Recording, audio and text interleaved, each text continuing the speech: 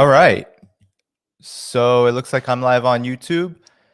Hello, everyone. This is Danny Haiphong, and you are tuning in to the Left Lens YouTube channel. For everyone who's on Facebook or Twitter and tuning into this on my social media accounts, just head over to the Left Lens on YouTube. That's Black Agenda Report presents the Left Lens, and you can, definitely participate in the chat there. That would be great. Hello, Sabine. Hello. I'm going to let people come in. I'm going to actually try to show those who come on this time. I have definitely lacked in the production skills. So I'm in a different part of the apartment. There still may be a slight echo. So apologies for that. Just let me know how I sound. Let me know how I look. And yeah, we'll get started in just a few minutes. So the plan today is I'll be on with you all for about an hour and a half. I'll respond to some things. Hello, Colin. Hello. Hi, Sabine again. Hi, Jonas. Hello. Okay, look and sound good according to Colin.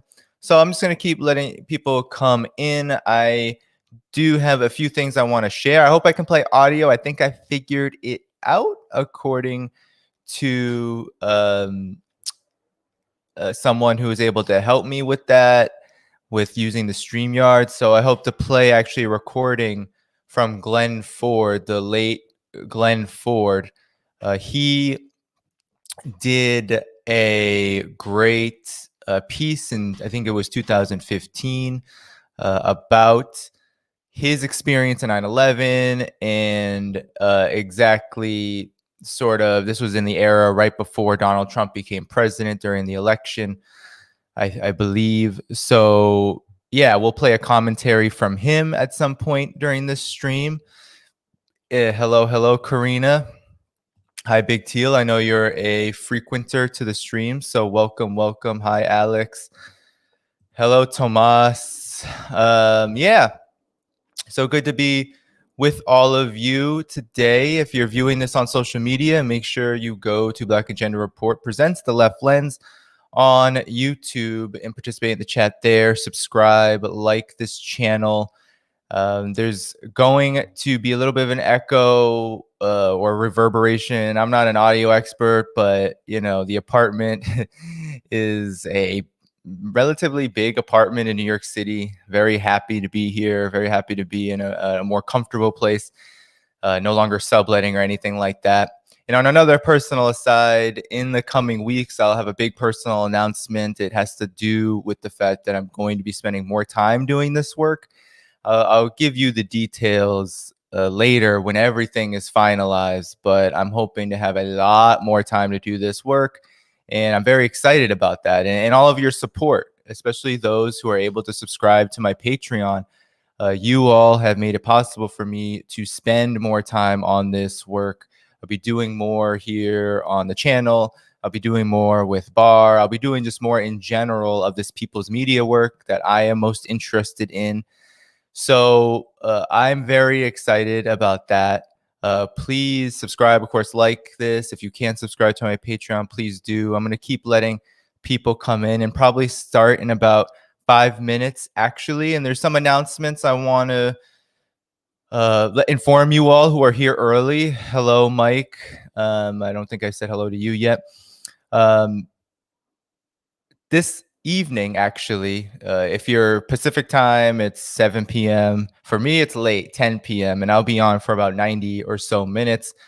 Luna Oy is holding an incredible event on her YouTube channel. I'll be joined by Carl Zah. I'll be joined by Indigenous Hawaiians, Maori, people across the Asia Pacific in a stream speaking about coordination, cooperation, and solidarity amongst the entire diaspora and indigenous peoples against this new Cold War. And it should be a great time.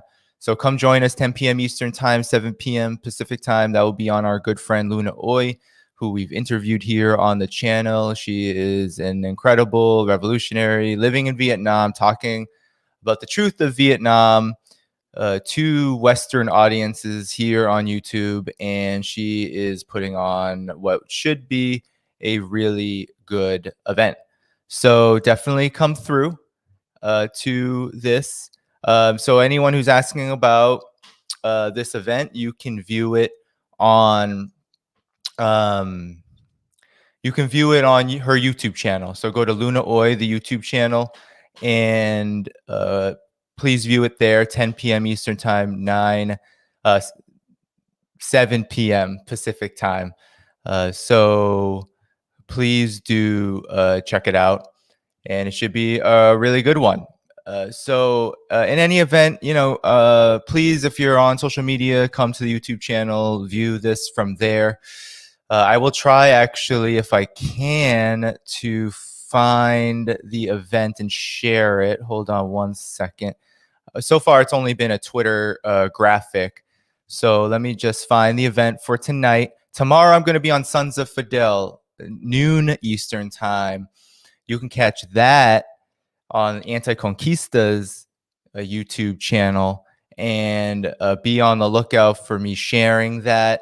I'll be on talking about what I'll briefly mention maybe toward the end of this stream, which is my opinions, my analysis of this debate that's happening on Twitter, I think among Marxist-Leninists, among socialist communists, about the role of patriotism and socialism. And I just want to clear the air about what I think on that issue, because I think it's so important, especially for those of us who consider ourselves communists, to engage in that struggle. So I'm just going to share my screen really quick so you can see the Twitter graphic that was shown from a comrade. So hold on one second. Okay, we're going to get that up.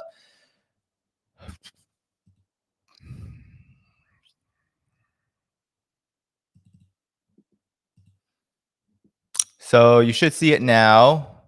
Here it is. Okay. And so it says, so this is from Silver Spook. You should definitely follow him. He is helping, or I don't want to assume their pronouns. So they are helping organize this. And it's Peoples of the Asia Pacific, our multi-thousand-year history, struggles, and how we can build a new Silk Road to steer our planetary boat toward win-win cooperation rather than needless East-West conflict. And so I'll be joined by these great folks here. It's called Asia Pacific Cooperation. It's very small, the graphic, but you can see here 9/11, 7 p.m. Pacific time, and that will be 10 p.m. Eastern time. You can view this on Luna Oy's channel later this evening. And so I am very excited about that. I am a huge supporter of Luna Oy and the work that she does. And I think this will be a very, very important conversation for us to have. So in any event, let's get started. Okay. So please like if you haven't already. Please share if you haven't already. I know more and more will come trickling into this stream. It's impromptu. I'm going to definitely, you know, continue to allow people to come in, but let's get started. Let's get started because, I wanted to be on with you till about 1:30, 1:45, maybe 2 p.m. Eastern time, but then I got a whole bunch of things to do before this stream this evening. So let's get started. So today is September 11th, and I'm not going to comment much on the day here that there's a lot of discussion about that. We'll listen to a clip from Glen Ford later about sort of his experience, because he was in Jersey City. So the late Glen Ford, the executive editor at Black Agenda Report, he was actually in Jersey City as the towers were falling down, and he recounts his experience, talks about, there was this Trump moment, and I think this was 2015, where the establishment media was getting really angry with Trump with the way that he was talking about foreign policy. So he did a piece on that that's very good and does a good job talking about some of the incongruencies yet to be discussed about the day of September 11th. But this is about the consequences of what happened afterward. Because I was there. I was only 11 years old at the time. And I can tell you the panic, the level of just fear that was inculcated into the population immediately, right? The United States, and you can read some great books. There's a great book by, his name is Paul Abbott. No, Paul Atwood. Sorry about that. He wrote a book called War and Empire, The American Way of Life. And he talks about how the United States has never been threatened by a foreign adversary ever from outside of its borders. That hasn't really been part of the historical experience of the United States' capitalist imperialist development. So when 9/11 happened, there was almost this material justification for what the United States has always claimed, right? Since the very beginning, whether it was from the European rival powers back in the so-called colonial era, quote unquote, or whether it was during the Cold War with the Soviet Union, that there was always some kind of external threat to its existence that required white supremacy, racism, that required repression, that required war, right? There was always this justification. And so for the first time on US soil, there was suddenly a justification to go to war based on this idea that the United States was being attacked. Of course, this was an outright lie, right? And because of all the incongruencies, the Saudis and the airplanes, we can go on and on and on, but that's not what this is about. The point is that there was a moment that provided that justification. And I wrote in my article this week, if you read my article in Black Agenda Report, in the issue for this week, I talk about how American liberals' praise of Biden ignore the fact that Joe Biden was basically one of those very prominent, right? He was the chair of the Senate Foreign Relations Committee at the time, who went along with the Rumsfeld, Cheney, Bush war on terror, endless war policy. That if we remember General Wesley Clark, who was the NATO secretary at the time, NATO general secretary at the time, he revealed to Democracy Now!, I think it was 6 years later, that in fact, Donald Rumsfeld had told him directly that the United States was going to invade 7 countries in the next 5 years. This is just days after 9/11. 7 countries in the next 5 years in order to,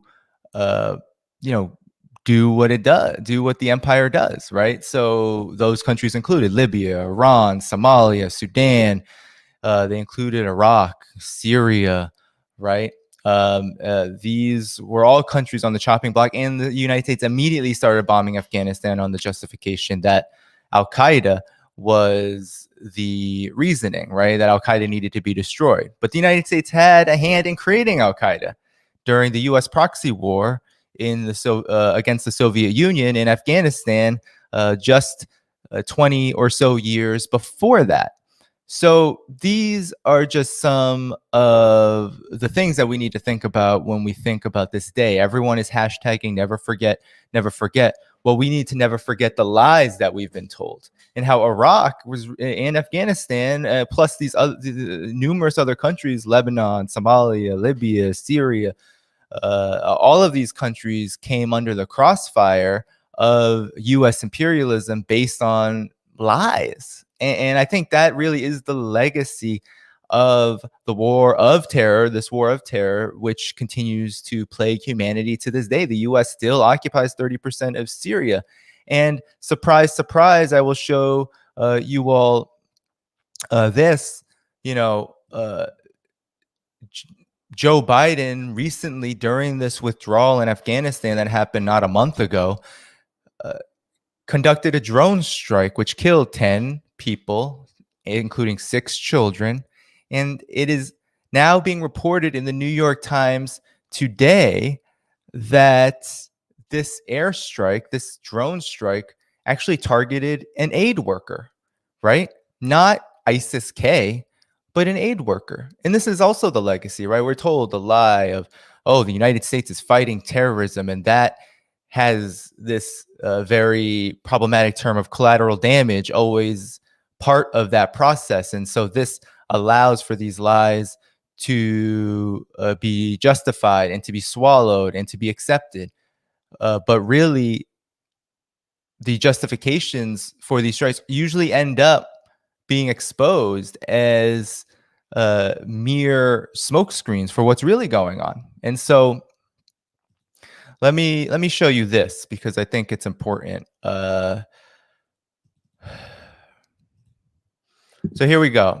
So Biden's Pentagon, I said Biden's Pentagon lied about who the target was for its most recent drone strike in Afghanistan. It wasn't ISIS, but an aid worker. 10 people died, including 6 children. This is just one crime, war crime of many for a post 9/11 war of terror characterized by endless war. And here's a tweet by Evan Hill, who, mind you, is an imperialist who I believe was one of the champions of the Russian bounty stories in Afghanistan under Trump, which the United States tried to use as a way to keep Donald Trump from actually pulling out of Afghanistan last year, or a little more than a year ago. So he says the final act of the U.S. war in Afghanistan was a drone strike on Kabul that killed 10 people. Our latest investigation shows how a man the military saw as an imminent threat, an ISIS facilitator, was actually an aid worker returning to his family. So, and it goes on and on. The military said it believes Amari Ahmadi's white Toyota Corolla, which it tracked by drone for 8 hours that day, was packed with explosives. Security camera video we obtained showed him loading it with water containers for his home, and then detail more findings in the thread. Let's not go into a thread with him. That I don't think is necessary. I think we can basically conclude from this that the drone strikes on Afghanistan that occur, the drone strike that occurred in Afghanistan during the so-called withdrawal period, is just another war crime. And how many times does this happen? Year after year after year, the United States bombing weddings in Afghanistan, conducting deadly special ops night raids, which kill children and families. And it's all justified under the name of the war on terror. How many Afghan civilians have had to die, and Iraqi civilians? We can go on and on and on. There's actually a report I do want to share with you all while I have you here. It's a new report. I'm going to share the screen again. I'm trying to get into this a bit before I get into the overall commentary. I want to share a report by the Institute for Policy Studies, which is a new report. I'm not going to go through page by page, but I'll take you to the page where the report is. It's called State of Insecurity, the Cost of Militarization Since 9/11. So I think this is a good report, which gives some good facts that we all need to know. So they say that 20 years after 9/11, the war on terror has remade the U.S. into a far more militarized actor, both around the world and at home. The human costs of this evolution are many, including mass incarceration, widespread surveillance, the violent repression of immigrant communities, and hundreds of thousands of lives lost to war and violence. And now I'm going to say that I believe that a lot of estimates about the deaths since the war on terror are underestimates, because there is this differentiation between combatants and civilians that I find problematic, given the fact that the United States is the imperialist aggressor, did invade Iraq, Afghanistan, did cement a huge presence in Central Asia and the Middle East, did conduct these drone strikes, and who they were targeting, to me, really isn't of question, because these wars are based on a lie, and they are unilateral, illegal invasions that go completely against international law. And honestly, all of the people that have died because of them are casualties of this war. So those casualties are actually more than 1 million, given that we know that in Iraq, you can read David Swatson's great work at World Beyond War, and he talks about how, more than 1 million people died in Iraq alone since 2003. Since the U.S. invasion began there and continues in this proxy war, de facto occupation, which is no longer called an outright war. Supposedly Obama ended that in 2011. Anyway, I digress, and we go back to this, where here's some key findings, though. Okay, so over the last 20 years since 9/11, the US has spent 21 trillion on foreign aid and domestic militarization. So the United States has spent 21 trillion overall. Of that total, 16 trillion went to the military, including at least 7.2 trillion for military contracts. So that means military contractors, Northrop Grumman, Raytheon, Lockheed Martin, Boeing, and we can go on and on. But those are some of the biggest BAE systems, right? These huge military contractors which profit off of war and are the modern merchants of death, which was a term that was created during the two world wars, where military contracting really took off.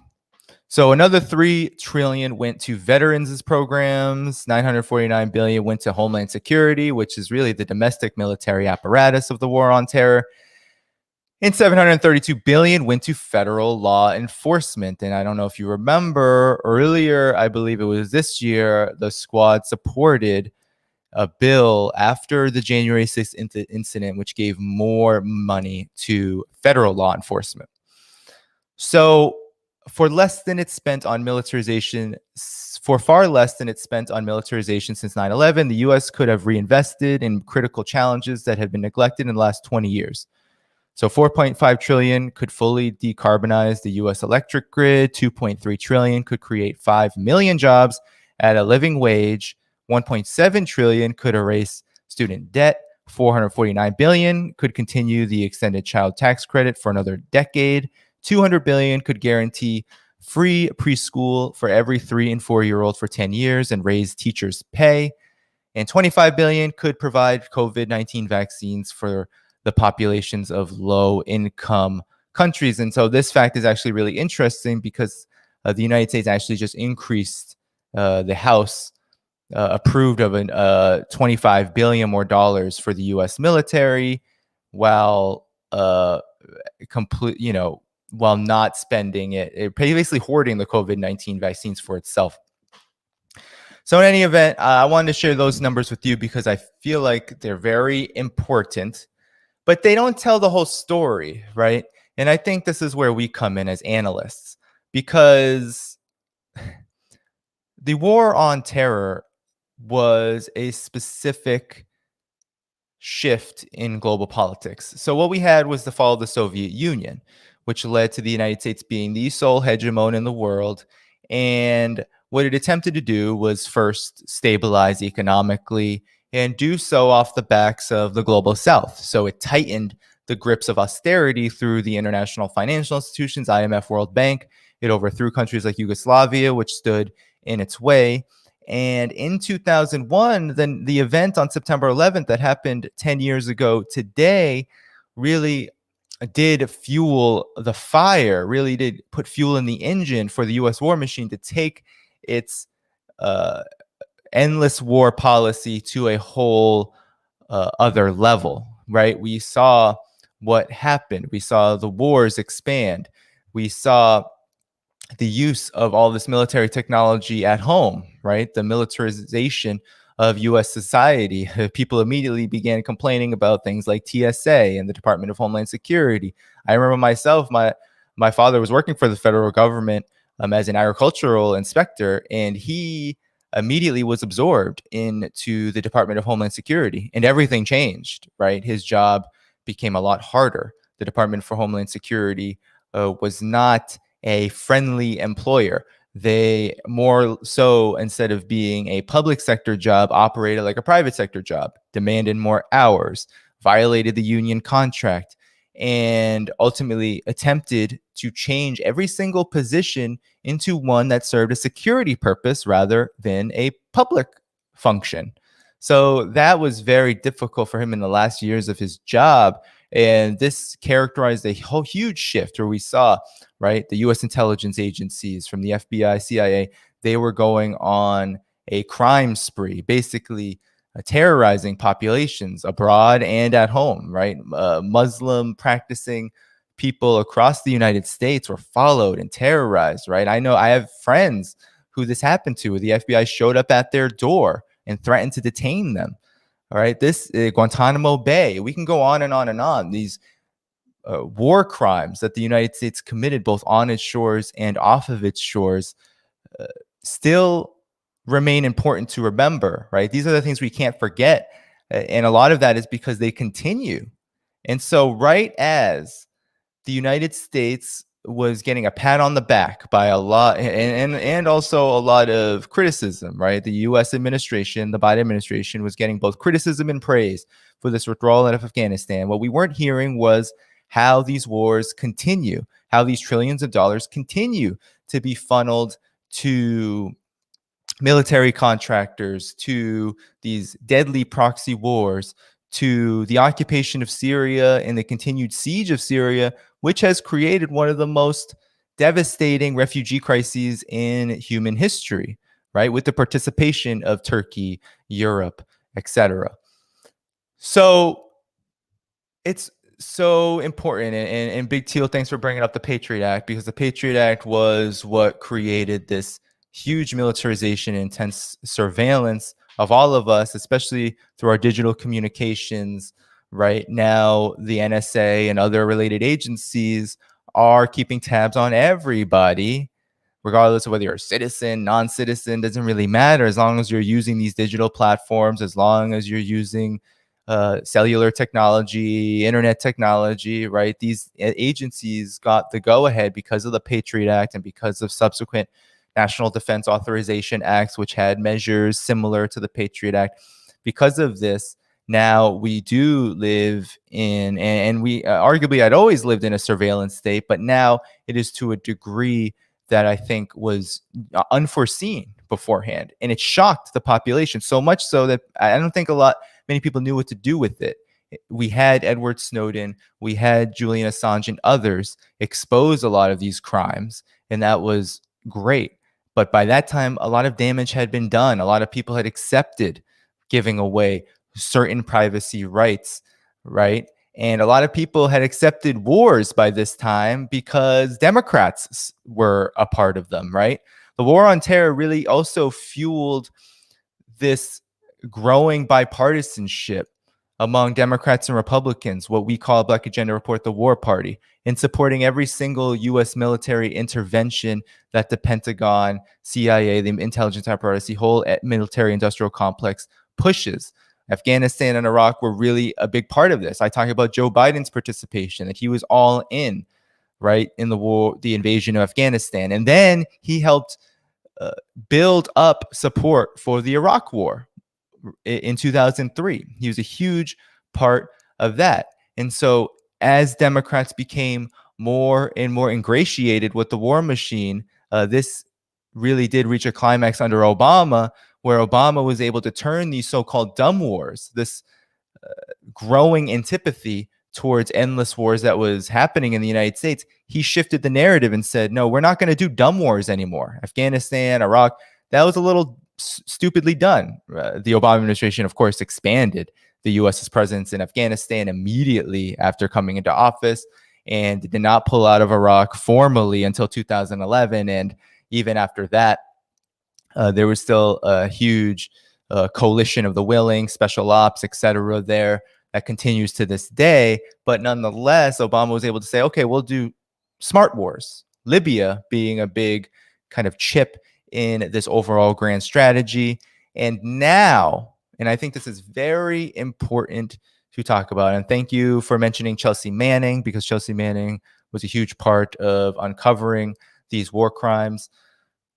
But now the strategy has actually shifted, and the war on terror has now turned into what the Trump administration called great power competition, and what the Biden administration is actually trying to avoid using as a term for this overall strategy to contain Russia and China. That's the new Cold War that's happening. That's the new military strategy, or at least what I think is another move in this chessboard that the U.S. military and U.S. imperialism is playing on, right? That's their next move, and it's been their next move for quite some time, for nearly a decade. So it's really important to know this, because I don't know if any of you caught, but so that's a good question. Work hard now. Let's address that. in a second. But Joe Biden spoke to this viewer, Work Hard Now, said, how do these wars benefit the capitalist class and what corporations? So we can get into that. That's actually a pretty easy question in a bit. But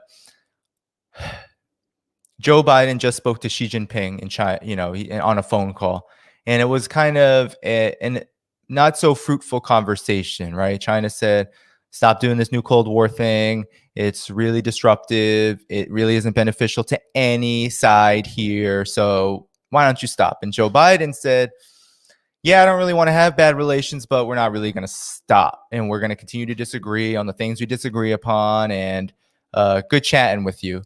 So that's just indicative, I think, of this larger strategy now, is that the United States has set its focus on China, on Russia, and part of the pullout of Afghanistan over the last few years, this conversation, is because now military resources are shifting to the Indo-Pacific Command. No longer CENTCOM, the central command that has its operations based in the Middle East, Central Asia. No longer is that really the focus. The focus is to maintain a presence there, but to expand in the Asia Pacific, to create what they call this great missile barrier that they're building from Taiwan to the Luchu Islands. Right, we're going to talk about this tonight. Okinawa, Guam. More than 50% of all U.S. military assets are now stationed in the Asia Pacific, and this includes Hawaii, which is a U.S. colony, and so too is Guam and other places where the U.S. is directly occupying. And so that's the new strategy, but it doesn't mean that the old strategy has ceased to be. And so it's very important that we make these connections. So somebody's saying they lost audio. Can you all still hear me? I hope you can. I don't see any problems here. But if anyone is viewing this on Twitter, please go to YouTube. I don't know why. I hope nobody lost audio here on YouTube. Okay, everyone can. I heard somebody can hear me, so I'm going to keep going. So yeah, I have a few other things I want to show you, so I don't continue to ramble. So here's a story that kind of indicates this shift. This is why I speak so much about China, because these things are interrelated, right? The United States does not want to see China and Russia build pipelines. Like Russia just built the Nord Stream 2 and completed it, according to German officials, that is completed. And the United States leveled sanctions on Russia and threatened Germany to try to stop this, but it's built, this pipeline. And China is seeking to do very similar things through the Belt and Road Initiative, which has more than 130 countries now signed on. It's a multi-trillion-dollar investment in infrastructure and technology and trade relations, mainly with the global south, but also any country like Italy, Greece, that wants to engage in this, in this mutual cooperation, in this economic arrangement. And the United States doesn't want that. So it's going to continue to militarize and occupy and destroy countries abroad. And it doesn't have any interest in really pulling out. But there are always shifts in strategy. And right now, China is a huge part of this. So I'm going to share you a tweet by Ben Norton about a story on what the New York Times has been doing in relation to China, which can kind of help us understand how even as this anniversary was coming up, even as the U.S. was pulling out of Afghanistan, the New York Times was basically spewing the most vile anti-China propaganda in order to continue this new Cold War drive. So let me share this with you all.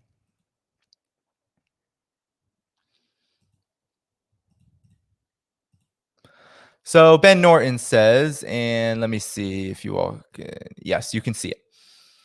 So Ben Norton, good friend of Black Agenda Report, friend of the socialist movement, journalist at the Gray Zone, says the U.S. media is freaking out over China's shift left. I wouldn't call it a shift left. I would say that, yes, this is definitely a move to what they're doing now in China. The central government is moving to consolidate socialism for sure. But he says the New York Times, a mouthpiece of the U.S. government and the rich elites who control it, is worried Beijing, quote, could intensify its crackdown on private corporations, tighten its grip on culture, and hound the rich.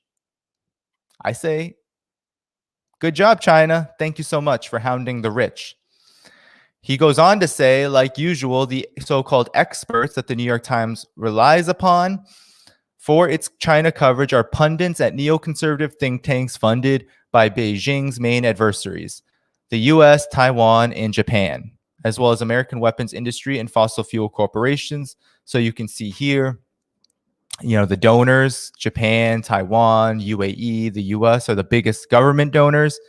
And you can see here that Jude Blanchett is the author of a study of China's Maoist, blah, blah, blah, and is the Freeman Chair in China Studies at the Center for Strategic and International Studies in Washington. So I just wanted to share that with you because there is a lot going on in China right now that I'm going to speak about because it is connected. It is connected to what is happening with this never forget, this war on terror, right? The great power competition that we're seeing, the United States' rivalry with China and Russia, it is an extension of this war on terror. It is a logical progression, a logical step. Because the war on terror was really not about terrorism. It was about destroying any nation that stood in the way of U.S. hegemony. And that included countries like Libya and Syria, Iraq, which had governments that the United States had long wanted to overthrow, including allies of the U.S. government like Israel, like Saudi Arabia, right? Like the Gulf imperialist countries, like the NATO axis. These imperialist players wanted this war on terror as a mechanism to cement hegemony, U.S. and Western imperialist hegemony. And of course, their lackeys were along for the ride. And so as Libya fell, as Syria fell, Syria didn't fall, but Syria was turned into rubble like Libya. Luckily, the Syrian people were able to get assistance from Russia and put up a fight to maintain sovereignty. But these countries, right, and Lebanon's in there. I talk about Joe Biden's support for the Lebanon invasion that Israel conducted in 2006, right? There was this whole nexus. How about the intervention in Somalia in 2006, that same year, right? These grotesque imperialist interventions were all about creating a geopolitical environment where the United States could expand its hegemony even further. And so China and Russia, especially China, which maintained a socialist government, maintained Communist Party leadership, and maintained a different political line on international issues, even though in a lot of ways China was hamstrung for so many years by underdevelopment and by the fact that any shift in its policies post-Soviet Union especially would garner the ire of the United States. China became the new target after these wars were basically finished, and finished in so many different ways. A lot of the time, in a lot of instances, these wars produced such chaos and instability that there was a necessity built to shift the focus, right? The United States was not able to gain a political or economic foothold in Libya, for example. Now Libya is under a warlord arrangement, essentially, with battling groups of jihadists, which were all offshoots of the Libyan Islamic Fighting Group, which the United States supported so heavily during the overthrow of Muammar Gaddafi. So now we're seeing this shift to China and Russia, the sanctions, the militarization of the Asia Pacific, the militarization of Russia's Eastern European border, Estonia, Latvia, right? NATO is expanding in these places. The overthrow of Ukraine in 2014. I mean, we can go on and on and on with examples, but the point is that now I think, especially in 2021, at post-COVID-19 and post this economic fallout from all of what's happening globally and how the United States has behaved towards China in the last 2 years, the central government in China is not necessarily shifting left, but rather consolidating socialism based on the objective conditions of the world. That the United States has pushed China so far into a corner that China is saying it is now time to basically do what we said we were always going to do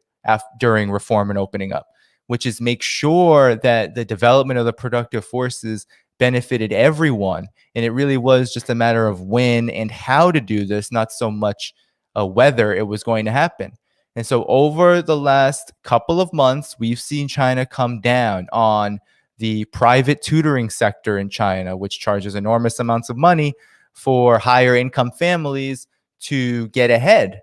And so those have essentially been strictly regulated, almost out of existence now in China. We've seen the entertainment industry get heavily regulated with strict restrictions on what kind of followings people can build and how they can build them. China is also trying to level the internet space. We know that, I mean, for example, I only have about 40 people viewing this right now. And a lot of times it's because the algorithm is rigged against people like myself, independent journalists, journalists on the left. And China is saying, no, we're going to regulate algorithms so that there is a more equal playing field, because if we do not, then private celebrities and powerful actors with more money can pay their way to the top. And that's not how this internet space should be handled. They also came down on things like homework, right? Homework was banned for children in the grade in kindergarten and above, and there's strict regulations now on testing in schools. And so I can go on and on and on, right? This all started with the Ant Group in China basically being busted as a trust because Alibaba, which used to be owned by Jack Ma, no longer is. There was a policy to basically punish this corporate conglomerate because it was leveraging a very speculative consumer debt onto ordinary Chinese people. And this was creating a potential bubble, which was going to first of all, harm the whole country's economy, but especially individual consumers. So there is this consolidation of socialism, right? Xi Jinping and the Communist Party say we're moving toward prosperity for all. And it should not be disconnected from the achievement of eliminating extreme poverty, which happened late last year, November of 2020.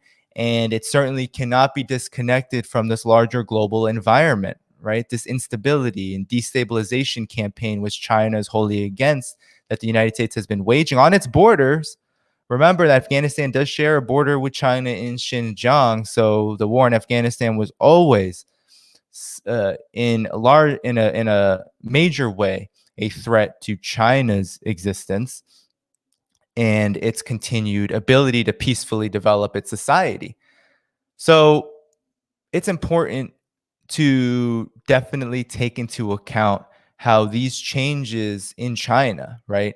What some consider repressive. Oh my God, there's a lot of pearl clutching about, oh, China's not going to teach English anymore, right? And which is crazy. If you go to China, I mean, yeah, no, English is definitely not a primary language spoken by most people, but it's everywhere. The street signs are in English. China's a very open society. And so there's all of this pearl clutching going around in the corporate media because there's this worry that a more independent economic and political trajectory that China is taking will only further undermine the United States. But it's really on the feet of the United States, which has completely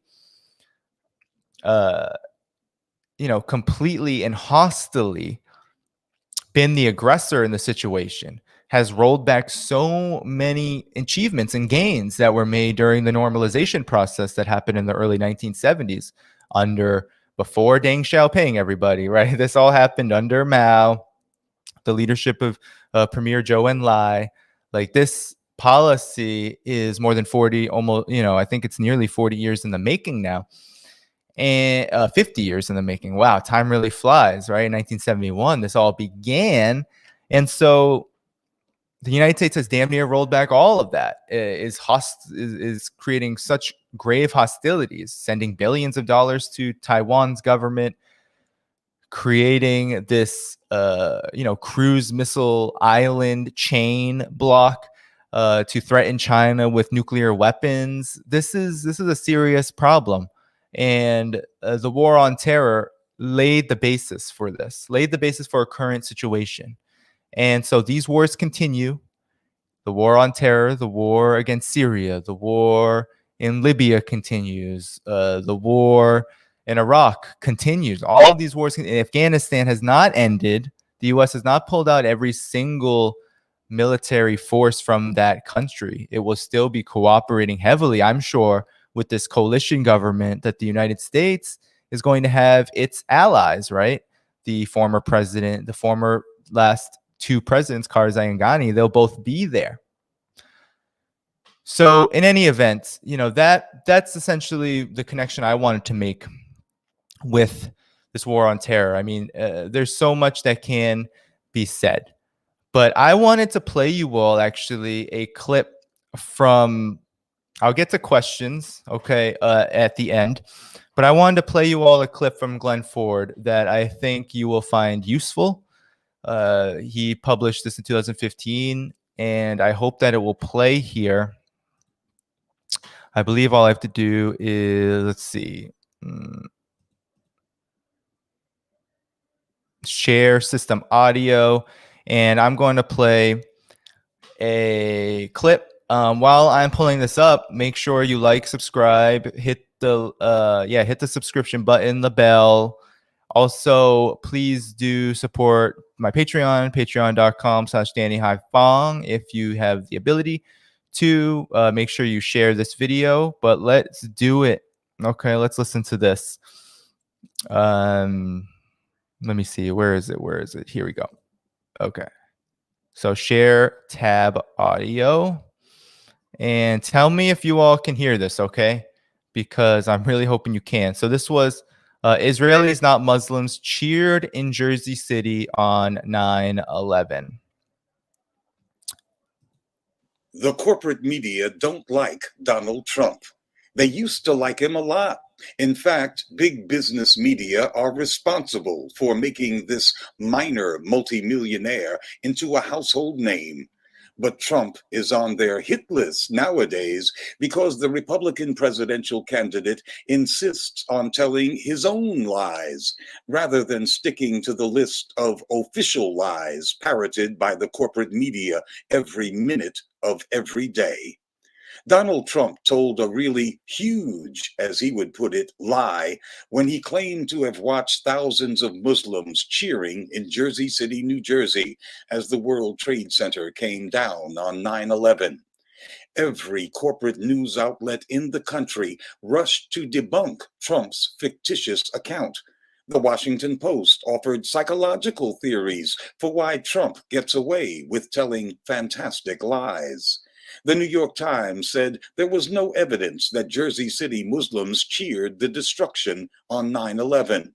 CNN said it never happened, and they were right.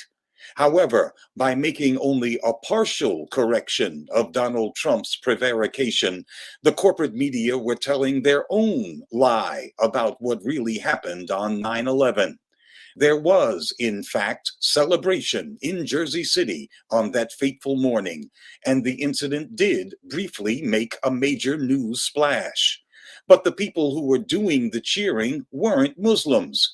They were 5 young Israelis in a white moving van who were observed in Liberty State Park ecstatically taking pictures of themselves framed against the smoking ruins of the Twin Towers. As ABC News reported, the 5 were later arrested at gunpoint near the New Jersey Giants football stadium. Most U.S. intelligence sources at the time believed the men were Israeli spies and that their moving company was an Israeli intelligence cover.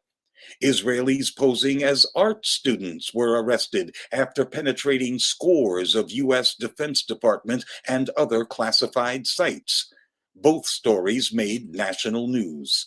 The corporate media could not have avoided running across articles on the cheering Israelis when they set about debunking Donald Trump's cheering Muslims account.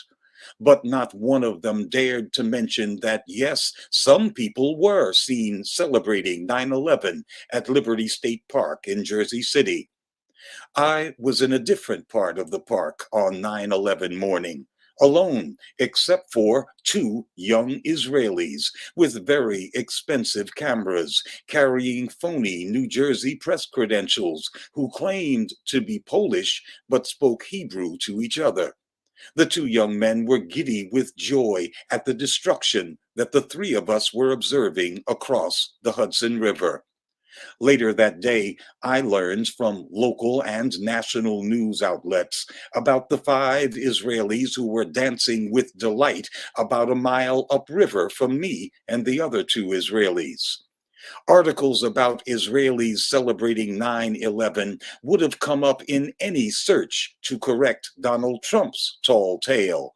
But the corporate media kept that part of the story from the public. They censored their own correction of Donald Trump. So, who is the biggest liar?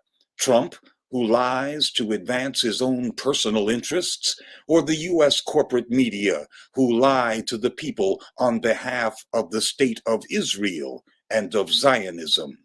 For Black Agenda Radio, I'm Glen Ford. On the web, go to blackagendareport.com.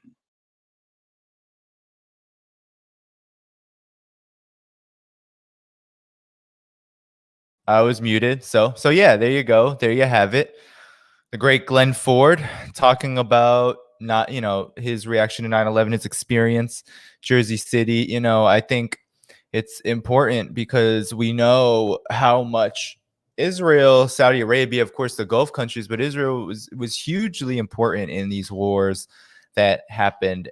So it would only make sense that this event would make them giddy because they knew, the Israelis definitely knew, that this was going to open up a huge lane of support for their hope, right? From the Clean Break document, 1996, the Oded Yunan plan, more than a decade earlier, the Israeli government, the Israeli military apparatus, intelligence apparatus, had been planning for all of the wars that the United States was planning for.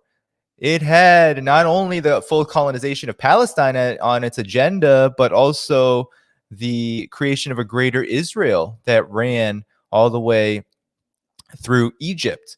So the destabilization of countries which held the fight against Zionism as one of its clarion calls, this included Libya and Syria, was ultimately very, very important. And so we saw the consequences of that directly after 9/11, where the United States basically went into all of these countries, destroyed them, and created this hellish existence that so many in the region continue to live through. So I hope that that was an illuminating personal aside. I was only 11 at the time, or at least a personal anecdote of Glen Ford's experience, because I was only 11 at the time. I was in school when it happened, and everyone was freaking out. And all I remember is school closed. I was sent home, and then we just watched those towers fall down over and over and over and over again.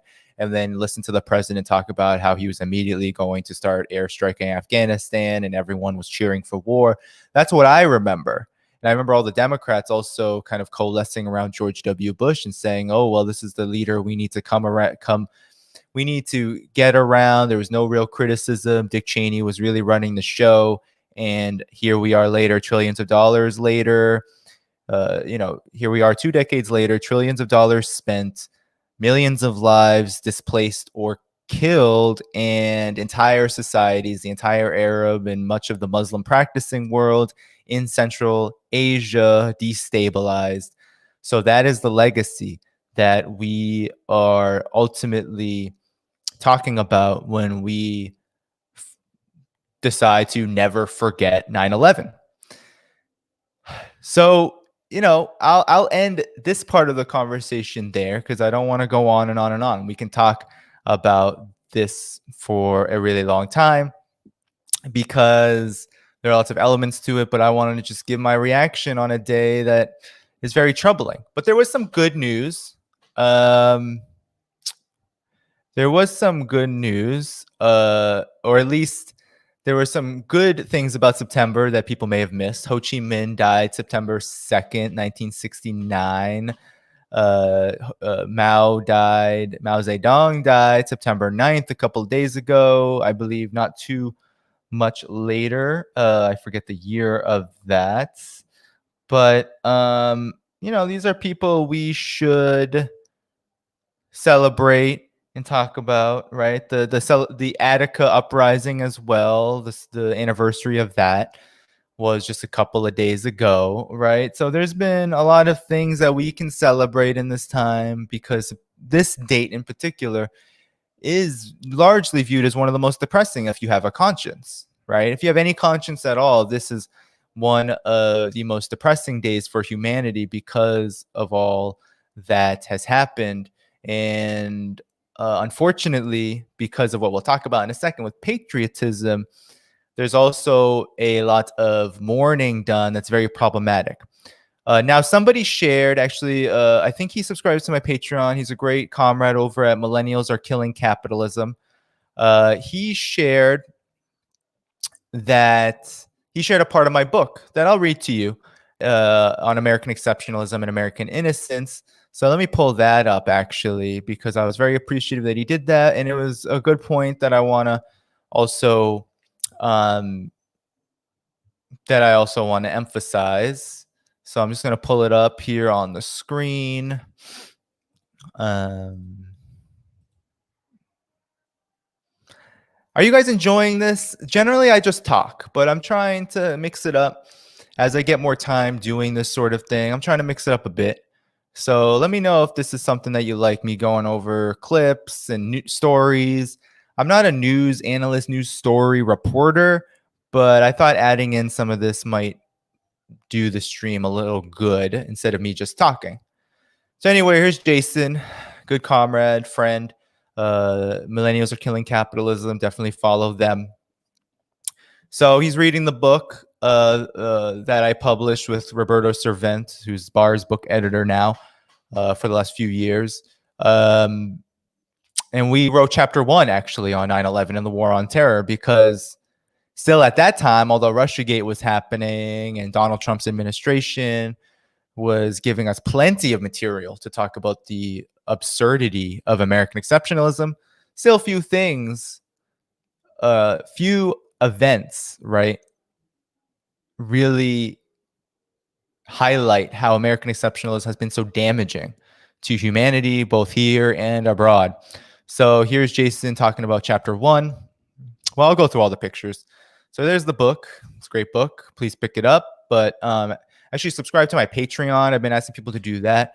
And then you get a free PDF copy there. So whatever amount you're on Patreon for, the PDF copy is there for you to download. So, I say the few events in history have affected the American psyche more than what transpired on September 11, 2001, now known as just 9/11.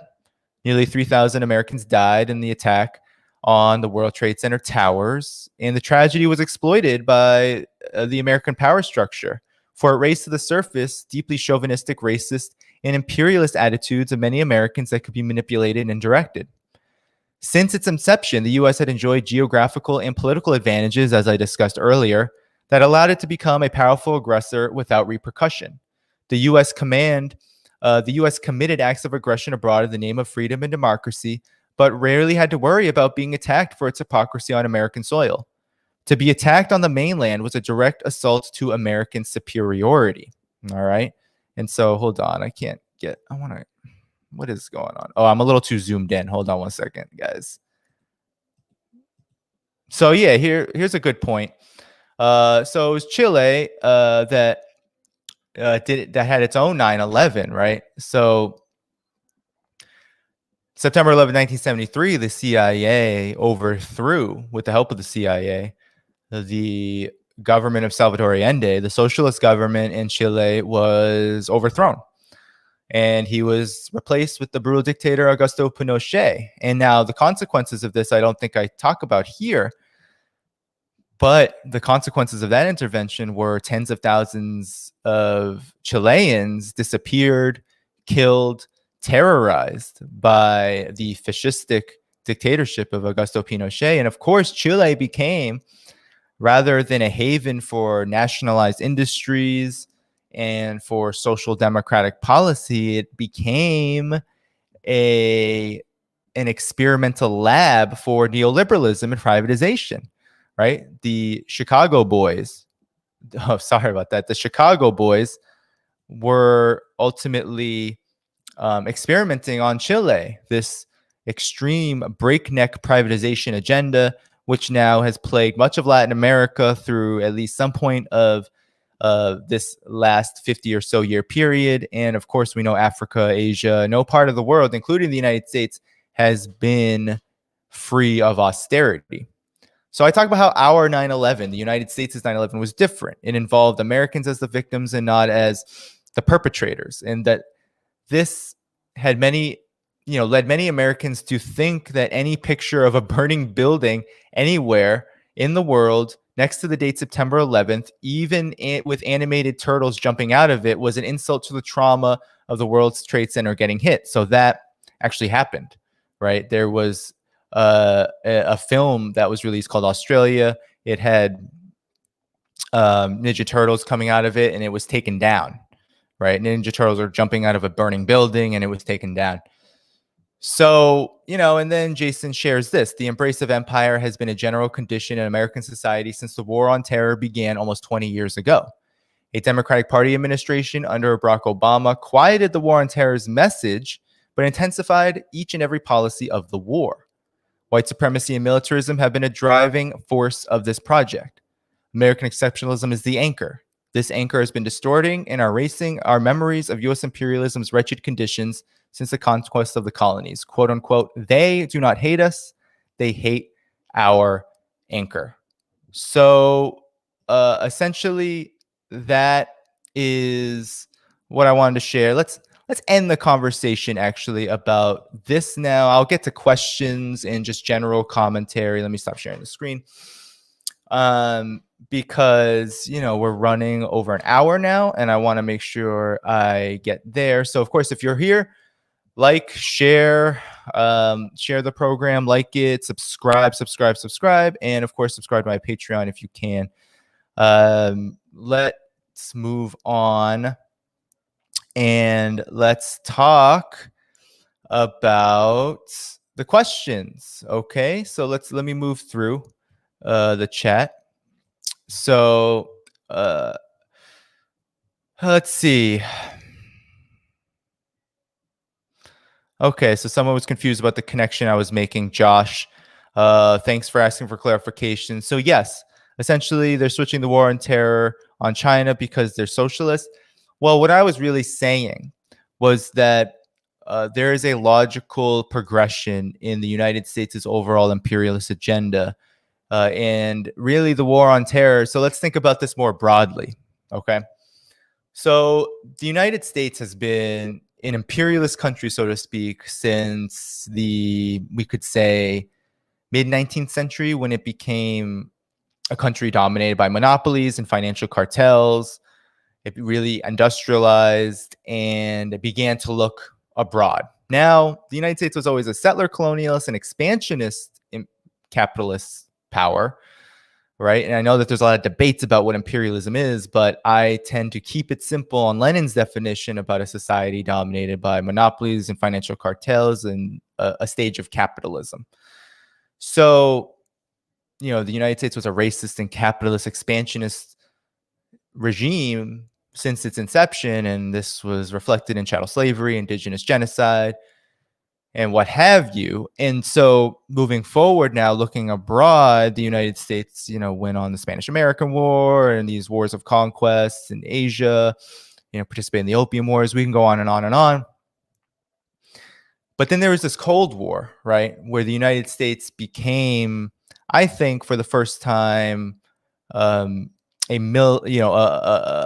militarist empire that was transcending into the unipolar power, the principal hegemon in the world. It wasn't really until the Soviet Union's rise, 1917, World War I, and then into World War II, where this came to a climax, where the United States became the principal hegemon in the world and used this communist boogeyman as a way to justify its expansionist wars for itself, Korea, Vietnam.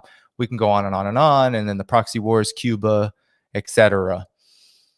This included China at the time, right? There wasn't normalization until 1971, and for those 20 plus years, China was under sanctions. It was isolated from the world, and there was threats of nuclear warfare with Taiwan, with relation to Taiwan, the Taiwan Straits crisis. So moving forward now, this eventually when the Soviet Union fell, the United States was not only now the principal hegemon in the world, now there wasn't an external foe. There wasn't this boogeyman that existed anymore. And U.S. military strategy adapted to this. And that adaptation really began with the intervention in Afghanistan, Operation Cyclone, 1978-79, where the United States funded the Mujahideen, created the conditions for Al-Qaeda. And so while this was really a fight against quote unquote communism, right, to take down the Soviet Union, it was also the beginnings of the war on terror. Because what Operation Cyclone did was unleash this international jihadist network funded by the US, the Gulf allies, Israel, etc., and created very unstable conditions in the Middle East. And the United States had a lot of economic interests in the Middle East that it wanted to maintain. And so while some people are not big fans of blowback theory, U.S. military strategy has been responding to the blowback of this policy for quite some time now. And this doesn't mean that the United States, when it shifted to the war on terror, suddenly was not against communism anymore. It just didn't find it the principal threat, quote unquote, the threat that could justify these wars. And so we know that because of this, the war on terror was based on a lie. It was based on the lie that terrorism was the so-called problem. It isn't the problem because the United States created the problem, and the United States used that so-called problem to overthrow entire societies. And once it was done with this project, and I said before, finish is a really broad term because it doesn't mean that the mission, quote unquote, was achieved. What it means is that the resources, the project, the overall strategy was exhausted. This war on terror was exhausted. We see now how so many people are sick and tired of these particular wars, the endless wars. They were very unpopular after several years of their existence, and now they've gone on for more than 20. So that's what I mean, right? When I say, what is the connection between this new Cold War on China versus the war on terror? It's that the war on terror led inevitably to the United States, first of all, as a militarist and imperialist power, needing another grand strategy to justify trillions, hundreds of billions and trillions to military contractors and the privatization of war.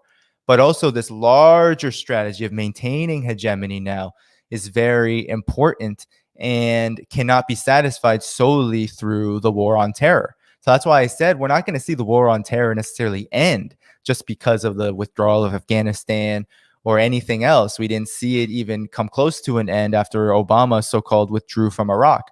These wars continue. But what's really important to now understand is that this new Cold War on China, the fact that there's 400 military bases surrounding China, the fact that the U.S. is expanding NATO along Russia's border, the fact that this new Cold War on China has a military, economic, political component, so many components, is to say that now this fight to maintain hegemony has taken supremacy over the fight to so-called stamp out terrorism and to gain more supremacy in these respective regions like the Middle East, Central Asia, etc. But the war on terror has honestly been a really good foil even to this day for this larger new Cold War on China. Look at the African continent, for example.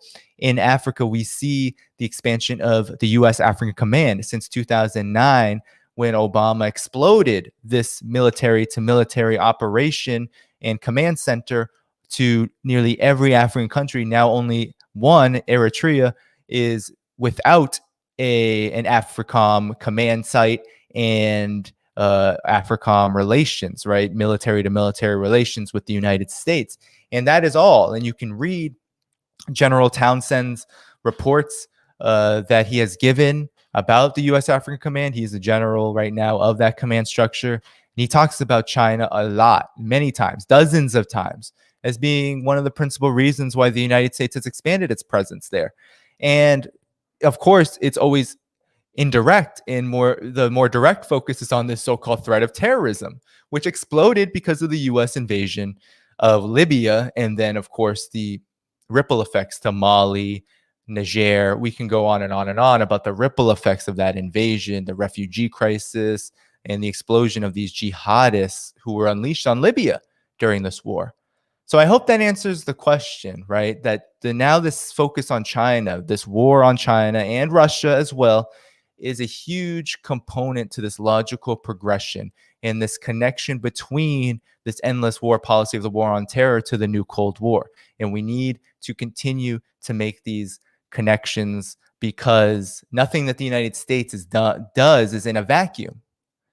The roots of the United States, these imperialist social relations, capitalist social relations, all have a function and a purpose that serve the profits, serve the hegemony of this ruling class at the expense of the working classes, the exploited classes, both here and around the world. So let me move on to the next question. Thank you so much, Josh, for asking that. Let me see. Going. Was there a question before him? I'm just going to keep scrolling up. Doesn't look like it.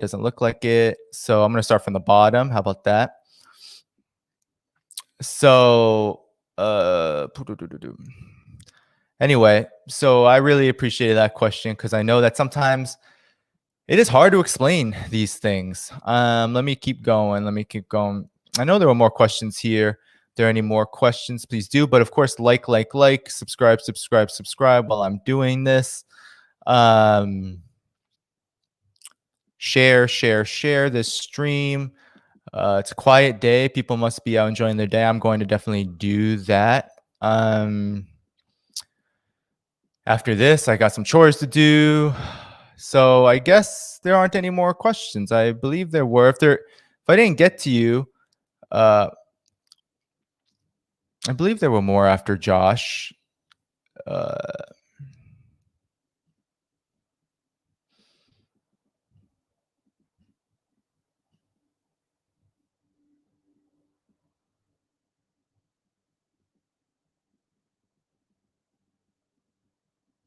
Check the comments, Danny. Comments. Okay. Let me do that on my phone. But please put the questions in the chat, because the comments are hard to do. Anyway, let's do this. So yeah, okay. Here we go. I wonder if the Ethiopian border resource conflict is an opportunity to expand AFRICOM to Eritrea. Not a question. Okay, by my own processing. Well, I put it up as a question anyway. Sorry about that. There's no doubt that that's always in the works, right? There's a lot of pressure on Eritrea to militarily scale back. And I'm sure in the back rooms, there are attempts, back channels, to assert that, hey, we'll let go of this aggression if you will basically comply, right? If you will comply with our directives, pull out where you are, despite the fact being invited by Ethiopia, to help out with stamping out the TPLF's real terrorism. That's what's happening in relation to Ethiopia. So anyway, it looks like there are no other questions. And so, yeah, I mean, a few things that I definitely want to make you aware is that, actually, before I get into these kind of announcements, housekeeping stuff, I want to talk about patriotism. I almost forgot. That's the second part of this stream. And so I'm only going to spend 15 minutes on this, because I'm going to be talking a lot about this in my stream tomorrow with Sons of Fidel, which I want you to see and support. But there have been folks, friends, comrade. I consider Jackson a comrade. Others who have discussed this notion of patriotism. And I've shared Michael Parenti's speech. He wrote a book called Super Patriotism. And he wrote that book right after this whole 9/11 fiasco that we have experienced, right? This war on terror. And so in that book, Michael Parenti argues that there are super patriots and that there are patriots. And I like Michael Parenti. Michael Parenti gave me an incredible blurb to my book. He's someone I've read a lot of, Black Shirts and Reds. I've read his Reader. I've read a lot of Michael Parenti. I've listened to a lot of his speeches. He has a great speech on the need to defend socialist countries. Definitely check out Michael Parenti. Just listen to him on YouTube. There's too many to share, so I'm not going to link to all of these things. Study Michael Parenti. He's a very important Marxist voice, especially in the modern times that we live in. So, but he made the argument that there's a difference. He was making the framing that someone who truly loves their country, especially in this rabidly patriotic. You probably remember if you were alive how patriotic everyone became. All of this America rah rah rah flag waving, honestly complete garbage, right? This racist imperialist garbage, this propaganda that was being pushed down our throats, right? George W. Bush with the freedom fries, and we can go on and on and on with how ridiculous it was, right? The flyovers, at the athletic games, right? Pledge of Allegiance everywhere, not just in your schools, which happened to me in public school, but everywhere you pledged allegiance to the American flag of imperialist bloodletting, right? That was the environment. And so Michael Parenti was, I wish I could speak to him right now about this. But in his book and in his speech, he was talking about patriotism being that if you truly love your country, that super patriotism is when you just follow whatever your government says, support all the wars, support all the militarization, the surveillance, basically support power by being patriotic for the country. While on the other hand, patriotism, true love of your country, is actually trying to fight for a more democratic and just world that's characterized by peace and by making your country an active participant in that. And so that was a particular framing. And now in this moment, right, and Marxism is about dialectics. It's a dialectical process. And while I believe in 2001, 2002, 2003, during the war on terror, there may have needed to be a kind of strategic discussion about patriotism to try to expose folks to leftist ideas. I think in 2021, we're in a lot different of a situation than we were in 2001, right? We have a lot more people who are not for wars anymore. Maybe they don't know what that means, but there is a large groundswell of people who are sick and tired of endless wars, but they may not be for peace necessarily because they don't know what it means. And there's no real countervailing narrative and movement to direct them and tell them exactly which direction to go in. But in 2001, there was all of this fervor built up for these wars. Now these wars have happened, and we see the destruction of them, as well as the way that they've made the United States an even more repressive society than it already was under a capitalist and white supremacist imperial arrangement. Now, furthermore, right, there's always a problem with trying to strategically use patriotism as a political point of building consciousness among what I believe the target of all of this is whiter Americans and those in the West who have totally bought in to Western and U.S. supremacy and hegemony. And the problem is that patriotism in the United States is rooted in the racist and imperialist system from which we live in and from which has developed for centuries now in the making. And so the use of patriotism as a sort of radical slogan really has problems when those of those of us who are comrades in this space view it as a possibility of spreading Marxist ideas from people like Joseph, from Joseph Stalin or Mao or Ho Chi Minh or whoever it may be. That there are a lot of folks who are saying, okay, they were patriots, and Michael Parenti said that as long as your patriotism is rooted in principles, and that means patriotism can be used as a way to build a communist movement here in the United States.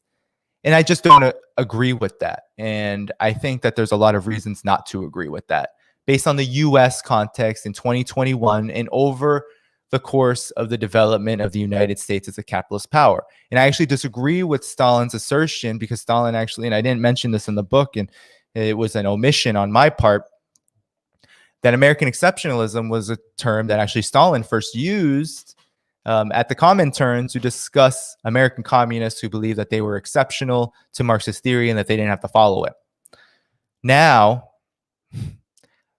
to the point is that we really have to differentiate between patriotism, how it's viewed and framed here in the United States, the objective reality that undergirds that ideological concept, versus the patriotism in the objective reality, the concept of patriotism abroad, and the objective reality that undergirds how that word is wielded in countries that were under the thumb of colonialism and imperialism.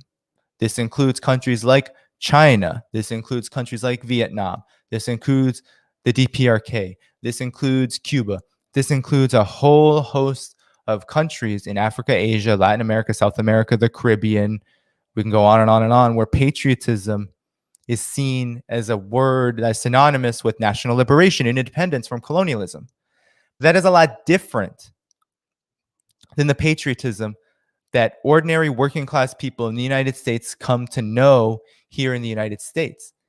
And we have to be very careful, because not only is that differentiation very important, because the patriotism that people know here in the United States is actually a concept that's been used to justify wars to destroy national liberation movements abroad. During the whole Cold War, that was really the story, right? Being anti-communist was patriotic. And because it was patriotic, it was okay to try to contain and overthrow the Soviet Union, to try and destroy and undermine any socialist movement that developed in any part of the world alongside the socialist Soviet Union, right? And that included here in the United States, to get the Reds, right?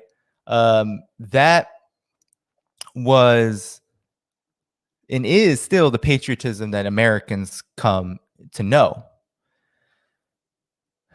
So this patriotism is racist in character, it's imperialist in character, it's anti-communist in character. And so while we can all play word games, we can all say, yeah, well, that's not the patriotism I'm talking about. We're really in for a rude awakening when we think that we can just shift the meaning of the term for ourselves and think it's going to stick, right? It's like throwing the pasta at the wall and seeing if it sticks. That pasta ain't going to stick in the context of struggle. We first have to break down the origins of what patriotism is in the United States, in the Western world, right? This defense of the fatherland, this imperialist hand-wringing, and all of the destruction that it has caused.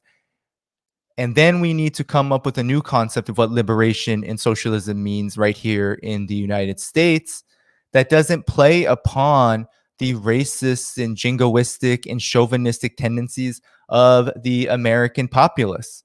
That is not the direction to go in. And the reason why it's not the direction to go in is because if we look at the history of the United States, the most progressive and revolutionary movement in the United States has been the Black liberation movement.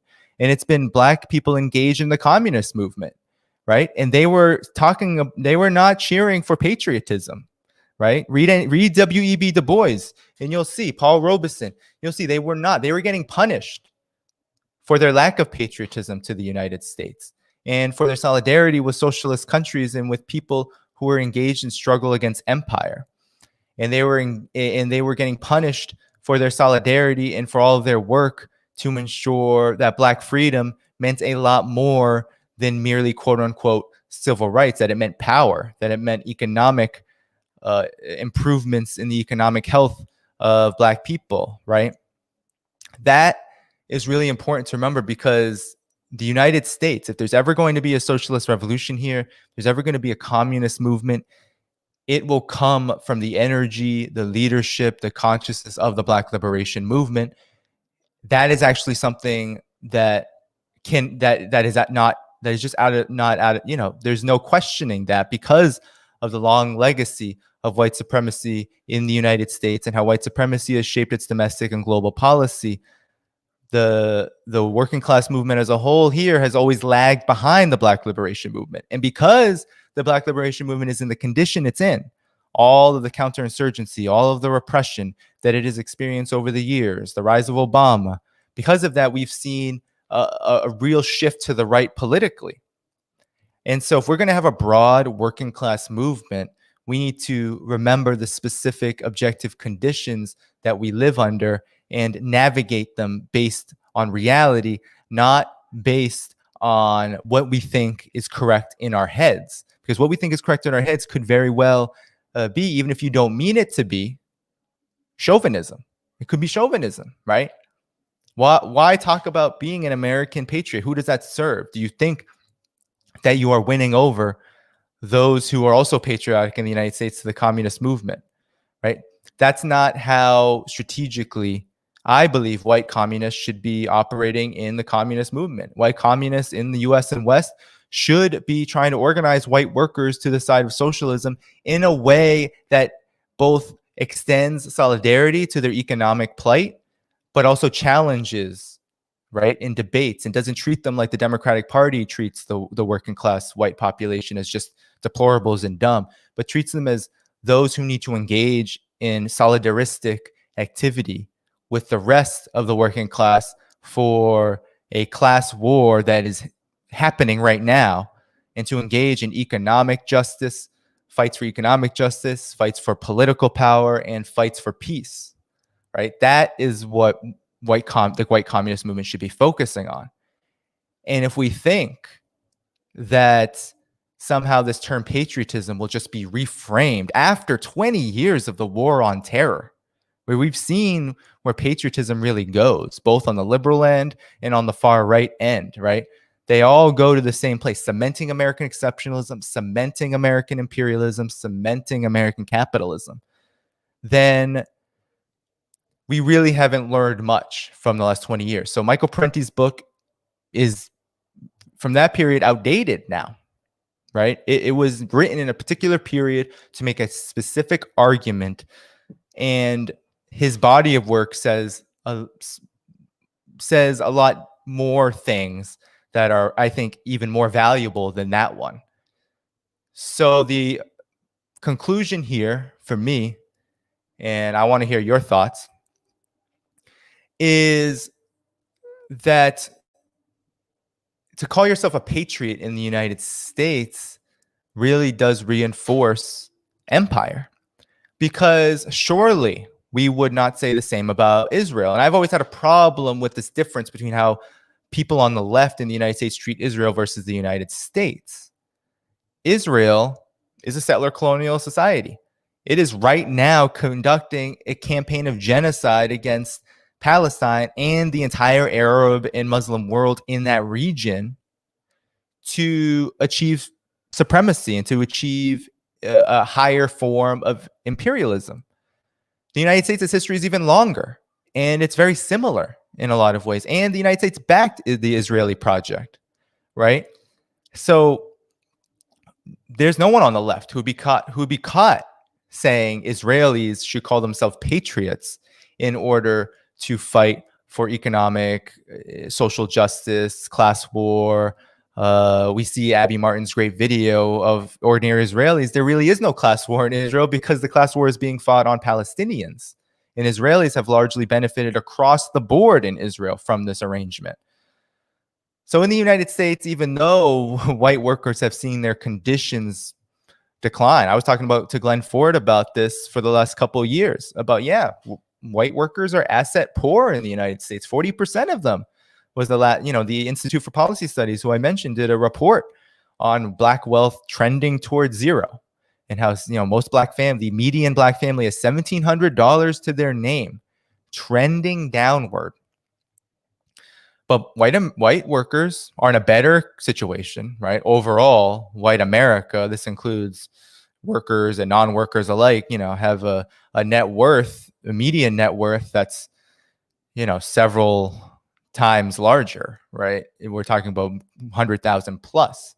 But white workers are asset poor. White America, 40% of it is basically in debt or about to be in debt. And what that means is that, yeah, there is a class struggle that happens here in the United States. But patriotism reinforces not solidarity, but it does reinforce racism. Because what racism has done, it's not merely an ideology. It's not merely hate. It's not merely being anti-American or its opposite, right? It's not, or being loving America and hating groups because you love America. I'm not even talking about that. I'm talking about how the objective situation for white workers has been the experience of, no matter how oppressed, how exploited they have been, they've always been able to look below. And that is a fact. That is an economic fact that few on the left are willing to acknowledge. And I am frankly sick of it. I'm so sick and tired of the white left, whether you're communist or not acknowledging that black wealth in the United States is trending towards zero. It may as well be zero right now, given that $1,700, if you know anything about the United States, you don't have anything if you have $1,700 in the bank. Now we know that situation's probably gotten worse, and we'll see what happens when the data comes out. But we know that just all of the indicators, from life expectancy, infant mortality, maternal mortality, over and over and over, unemployment is always double, and sometimes it's more. During the so-called economic recovery, unemployment actually rose for black people, right? So the working class is not equal in the United States. And to peddle this term of patriotism negates the legacy that I'm speaking of and how that legacy manifests right here, right now. Right? It's a complete negation of why. No one's talking about on the white left why. Why is it that Black Lives Matter emerged, right? As a protest movement, as a mass movement, right? And say whatever you want about it, because I've definitely had my critiques over the years. But we know that it started as uprisings in places like Ferguson and Minneapolis. Black people rising up and saying, no more. Why is it that the social democratic left remained in the confines of the Democratic Party and didn't wage any protest movement? Now, the Bernie Sanders rise of Bernie Sanders, in my opinion, did come from Occupy Wall Street, right? And that was a protest movement. I'm not going to take anything from Occupy because I participated in it. And I know that there were a lot of contradictions and a lot of problems. There was some astroturfing going on, which was problematic. There was also some, just internal contradictions that made it hard to resist repression. But Occupy Wall Street was a very good development, and I supported it 100%. And the Bernie Sanders phenomenon came out of that, and I've spoken about this. But why is it that it is captured by the Democratic Party? Well, it's led by the white left, the white liberal left, more so. And they don't want to leave the Democratic Party because they think the Democratic Party is good for them. It's good for their careers. It's good for their brand. It's good for their futures. And they're leaving Black millennials and Black young people behind in this way. So I believe that the reason why Black Lives Matter was more of a mass movement on the streets is because the legacy of the United States demands that. And we're going to continue to see that play out. And until we wrestle with that as intellectuals, as organizers, as activists, we wrestle with this question of race in a real way, and we're not avoiding it and trying to mold words and play linguistic games to get around it, we are going to continue to stay in the same place and not be relevant to those oppressed communities, which will be, what in terms of their leadership, will be in the vanguard once the conditions allow for it. So we need to be supportive of that, right? And that's not even to mention how ain't no one around the world in countries terrorized by imperialism that are going to support flag waving patriots. They're not, right? We're not talking about a diplomatic situation like China-US relations, Vietnam-US relations, any relations among two countries, the United States and another country.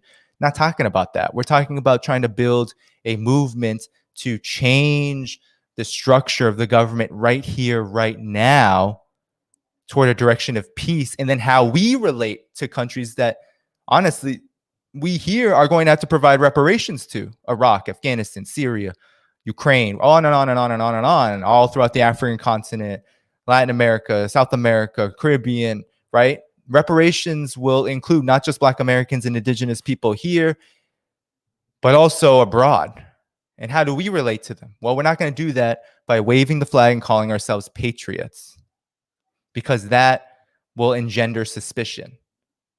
That will engender, that will engender questions, right? And so all of this matters in this form that we're in, this very immature stage of struggle. How we conduct ourselves really matters.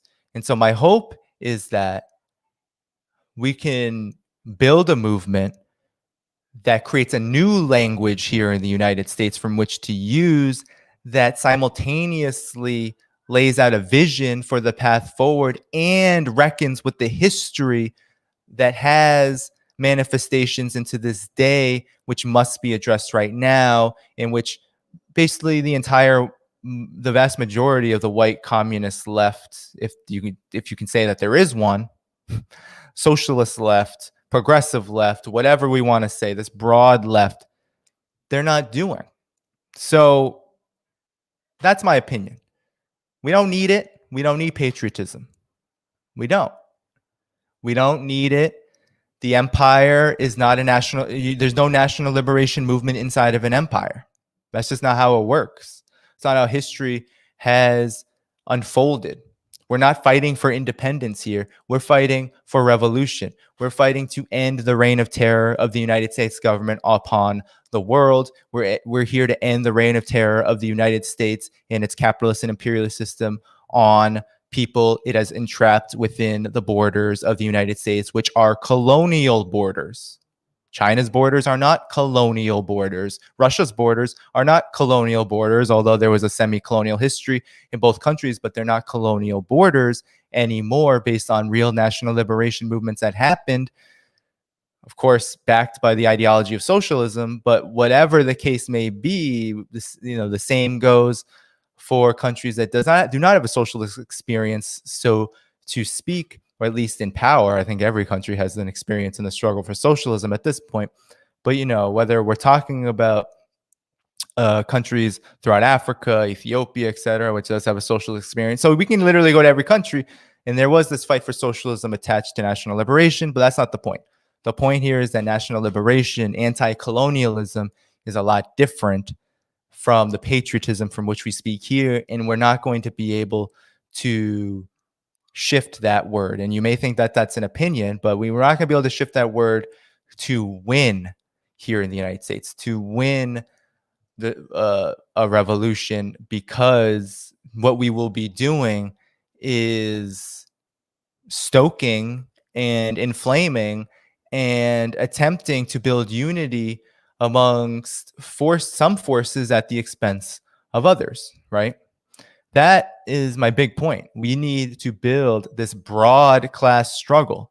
And wherever we are, if we, I don't consider myself in this camp, but if you are a white socialist, a white communist, you should definitely reach out to white compatriots and people in this country and try to win them over to socialist ideas. And however you do that, do it. But at the top of this movement, at the head of this movement, at the vanguard of it, will not be the American flag, will not be patriotism in the American sense. It will be, hopefully, the antithesis of all of what that has objectively represented. So I think I'll stop there because I am going on and on and on, and I may be repeating myself. So if anyone has any questions, reactions, I'll look at that. Let's see. So people, yeah, you're welcome. You're welcome. Thank you. Thank you.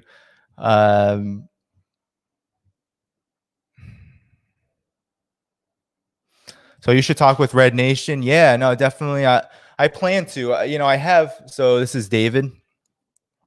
So I definitely plan. Once I am more situated. So a lot of these streams are actually happening kind of impromptu, and I had a bad experience. I feel really bad about Esha over at Historically because I really wanted her on.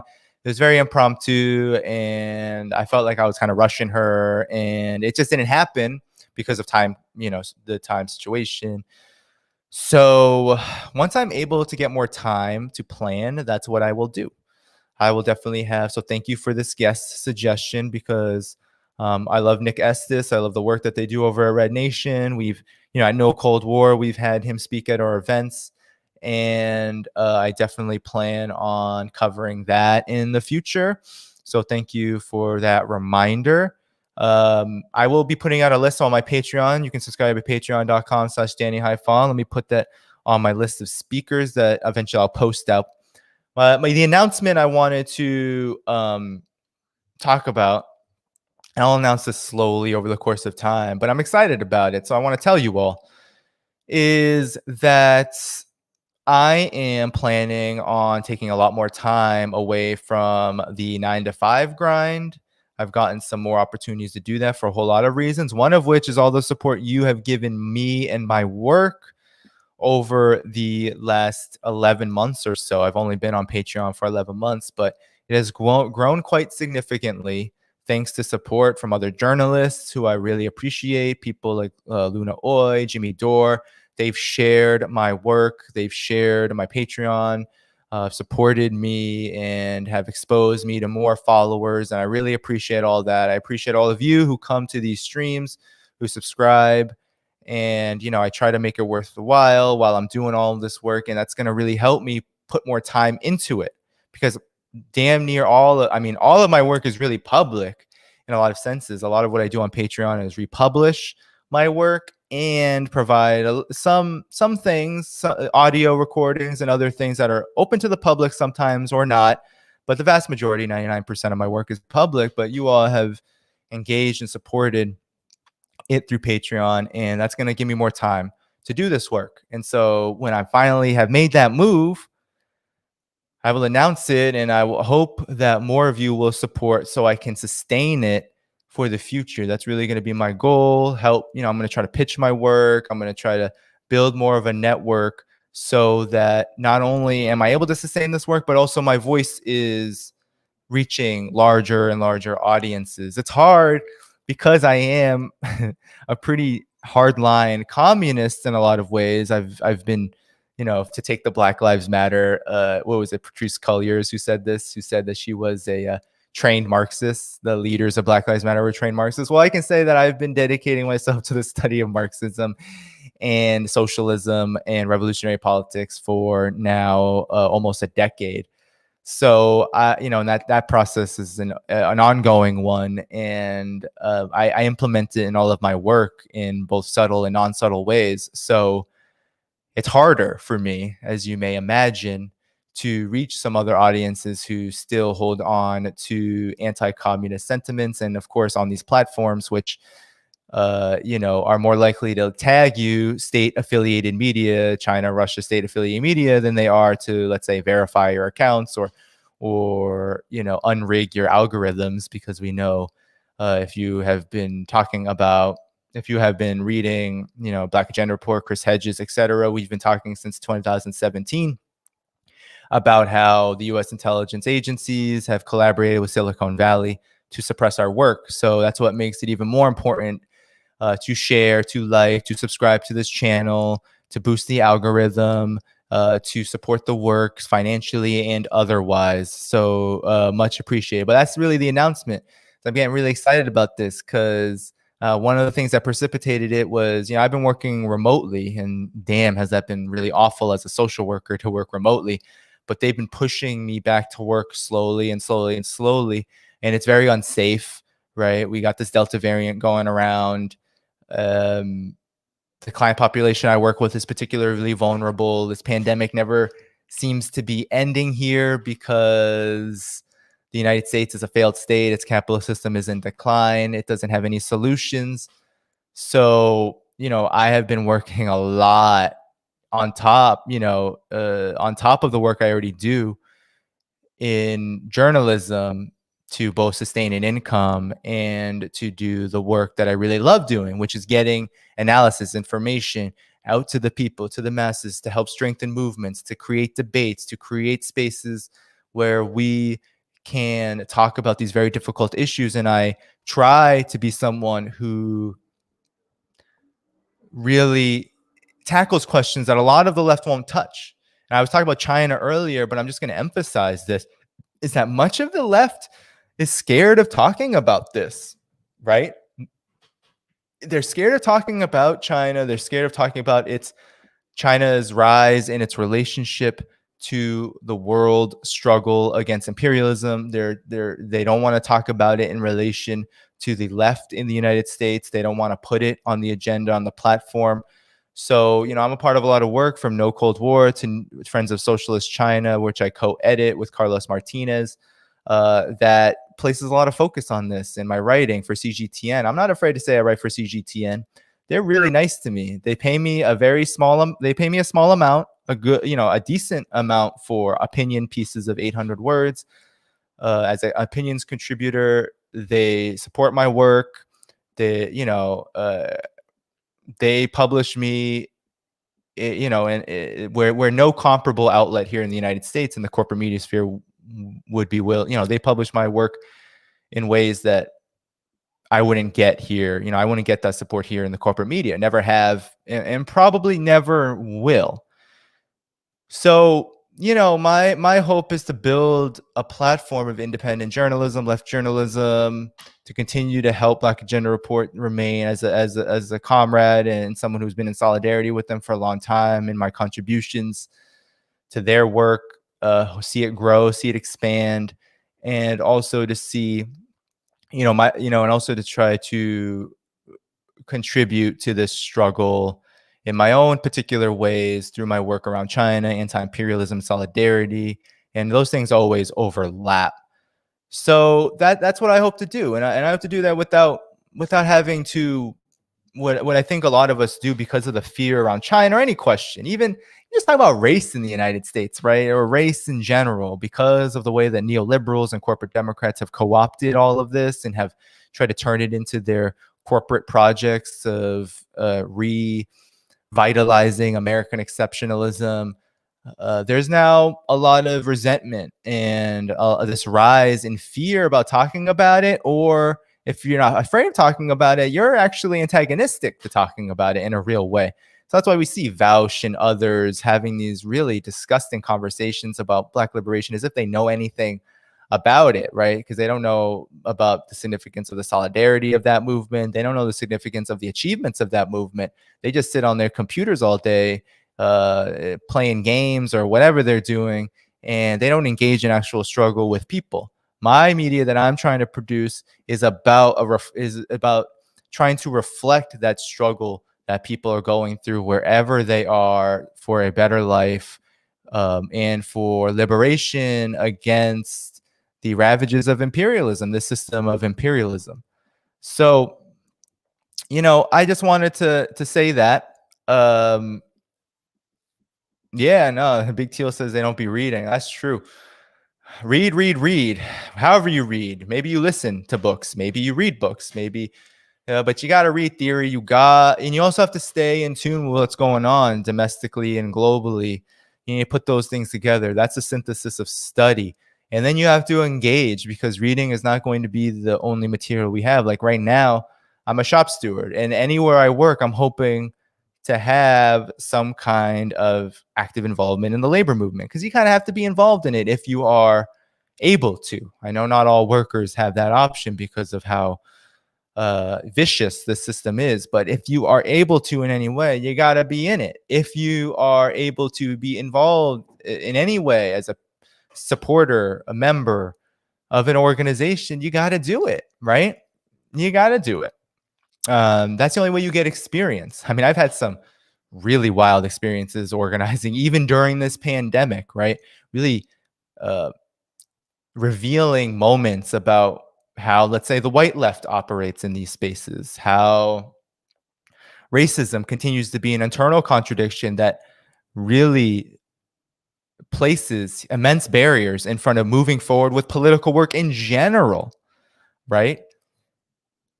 And then in this media space, I've had really negative and positive experiences that have showed me where people are at in certain ways, right? I've had material not go out that I've done on China where that taught me, wow, when there's a backlash, it has consequences, right? There is this cooling effect of this new Cold War. And on the other hand, I've also had a lot of support from people like yourself who are on the stream, and yourselves who are on the stream, and others who have broadened my scope, right? There are lots and lots of people in China and around the world and in this country who are really interested in the work that I'm doing and the work that similar people are doing to try to both oppose this new Cold War and extend a lens into the inner workings of imperialism, as well as the inner workings of countries that are targeted by imperialism, right? To try to humanize and create conditions for peace. There's a lot of interest in that.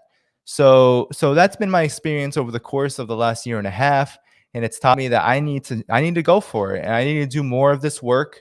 And I am not going to be ashamed of asking for support. And after all the body of work that I've done, the majority of which has been pro bono, right? Not many people know that, and I don't even find that bad in my opinion, because I contribute as a comrade first, right? So a lot of my work over the years has been pro bono with some opportunities for some pay, but as anyone who's in independent journalism knows, it's really hard to live as a people's journalist and someone who's making people's media, who is also involved in activists in organizing struggles to try to survive, right, on a day to day, and have this as your sole focus.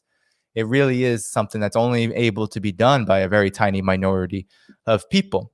But I want to close with this, okay, everyone? Of course, keep liking, keep sharing, because I'm going to close with this. I'm going to close with something David Sirota says, which I find very, very troubling. And I follow David Sirota because he's been on Jimmy Dore. He's been on other people that I am aware, I follow. And I've been trying to follow these conversations about the squad and about forced to vote. And I supported forced to vote. And I support a lot of efforts to have these debates about the function of the Democratic Party. But David Sirota did something that really angered me. Okay. So I'm going to try to, oh no, did I might have deleted that. Not deleted it, but I'm going to try to pull up the tweet again, guys. Sorry. So David Sirota said something that really bothered me. Okay. So I'm going to pull up this tweet. I'm going to zoom it in a little bit so I can see it better, because it gets to my final point about supporting independent journalism. I think we should all be supporting the institutions like BAR, and we should be supporting journalists as a whole to try to keep them doing this work, right? And that can be financial or otherwise. And financial is unfortunately a big piece. So if you can, and it's certainly appreciated for me. And I'm sure everyone who has that experience to be able to raise money appreciates it. But there is this interesting thing that I want to show you. Okay, so when I say I follow Jimmy Dore, I follow his work. He's so let me, in the last couple minutes, show you what I'm talking about with David, because I was very unhappy. I replied to it. So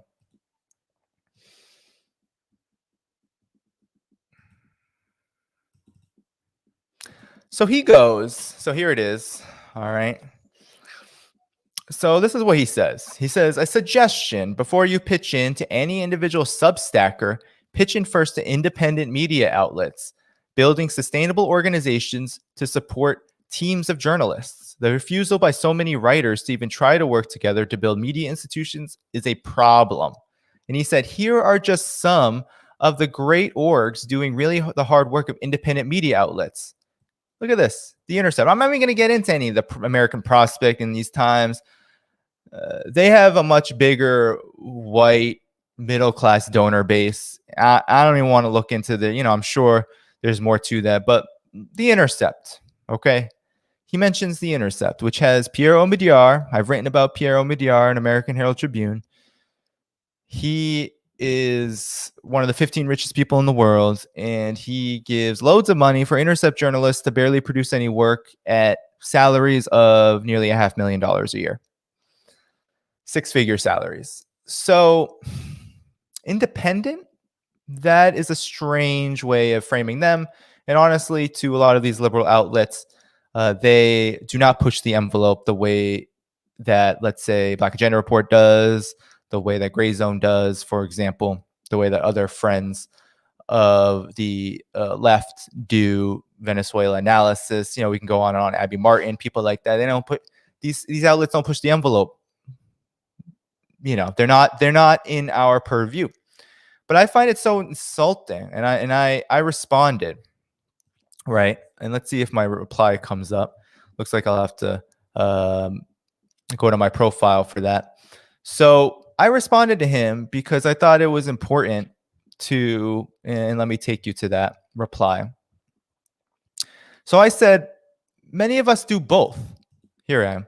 Many of us do both. I work with a great team at Bar, but we raise money how we can. And we don't have billionaires like at The Intercept backing us.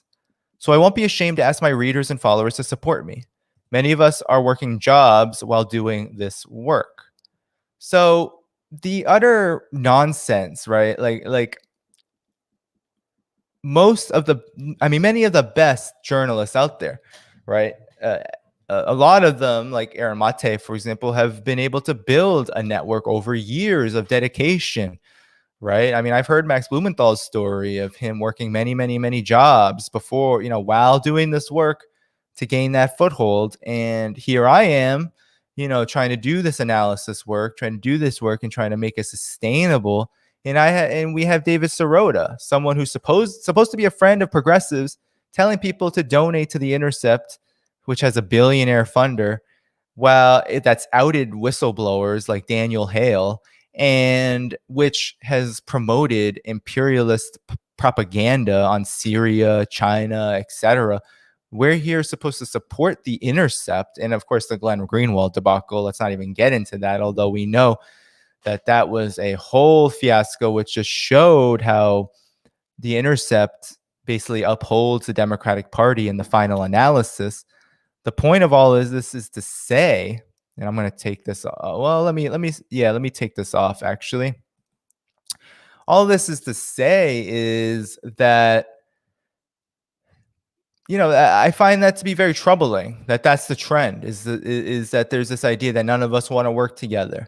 Well, real journalists are not just doing it for their own brand. They're not just doing it for themselves, but they're doing it in conjunction and in solidarity with, and oftenly actively fighting for movements that go beyond the journalism and beyond the analysis and beyond the media work that we do. And so I find it insulting that he couldn't make that distinction and differentiation between whoever he's talking to. Maybe he's talking about Glenn Greenwald. Maybe he's talking about others like Matt Taibbi who have gone full Substack and are doing their work. And, look, they're journalists by trade and profession, and they have every right to get paid however they're going to get paid, right? That's their prerogative. And we have, but if we're activists and movement organizers, whoever we are, we have to focus on the fact that we have so-called progressives in this movement who are calling for us to support billionaire-funded media outlets. Well, a lot of us here are working 1, 2 jobs, doing this work, and are really hamstrung by that, and ultimately can't put in the time necessary to grow it, build it, and build tools, because a lot of what I'm doing also is trying to build tools for myself so I can bring it to others who are in this movement. Because I'm not a tech person, I'm not a builder of internet whatever technology, websites, all of that. This is all very difficult stuff for me. Even just doing this with you all, this took a long time. This took months and months and months of learning. I just found out on StreamYard how to allow for audio for you all to hear it, right? I just learned that. So a lot of this is about also trying to contribute to the skills that we all will need in this movement to grow ourselves. And we do indeed have to work together. But to say that there's no efforts around that, and to say that people are just trying to get paid on Substack, I mean, I don't use Substack yet. I eventually will, likely very soon, when I have more time to manage all of these damn platforms. But right now I just do Patreon, and I share my writing on there, I share everything on there. And I think that that's okay, and that people should not be judged or shamed for doing that, especially if they are involved and principled and doing their best to contribute something to this overall struggle for peace, for socialism, for liberation, for whatever the cause may be. All right. So here we go. That is basically the stream. It's been 2 hours. I've been on with you all for 2 hours. Great to be with you. I kind of like this setup, and it seems like the internet held up, right? Did I have any lag? Anyone? Just tell me, because I moved to a different space. I have this very important event October 9th for Friends of Socialist China with the legend Chen Weiwa. And I want, all right, I'll stay on for this. Somebody asked, Dale, sorry, I'm not, I'm trying to learn Mandarin, actually. My Spanish is actually equally horrible.